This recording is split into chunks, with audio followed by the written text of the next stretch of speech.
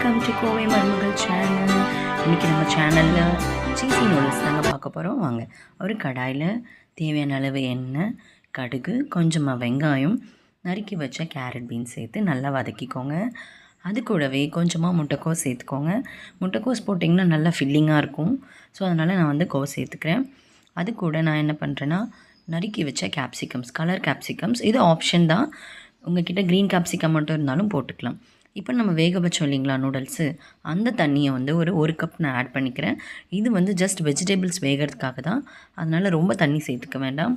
இப்போ பாருங்கள், காய்கறி நல்லா வெந்துருச்சு. இந்த ஸ்டேஜில் உப்பு, மஞ்சத்தூள், காஷ்மீரி மிளகாத்தூள், கொஞ்சம் கரம் மசாலா, அது கூடவே நான் மேகி மசாலா இருக்கு இல்லையா, அதையும் சேர்த்து நல்லா வதக்கிட்டேன். இது கூட நான் சாஸஸ் ஆட் பண்ணுறேன். Dark soya sauce, red chilli sauce and tomato ketchups. இதை போட்டு நல்லா வதக்கி அந்த பச்சை வாசனை போகிற வரைக்கும் வதக்கிக்கோங்க. இப்போ ஒரு செமி கிரேவி பதத்தில் வரும்போது நம்ம வேக வச்ச நூடுல்ஸையும் சேர்த்து நல்லா கலந்து எடுத்துக்கிட்டோம். இப்போ இது ஒரு 2 மினிட்ஸ் ஜஸ்ட் ஒரு தம்மில் வைங்க. தென் நான் சீஸஸை இதில் ஆட் பண்ணிட்டேன். ஆட் பண்ணி ஒரு 2 மினிட்ஸ் கழித்து பார்த்திங்கன்னா செம்மையாக வெந்துருச்சுங்க.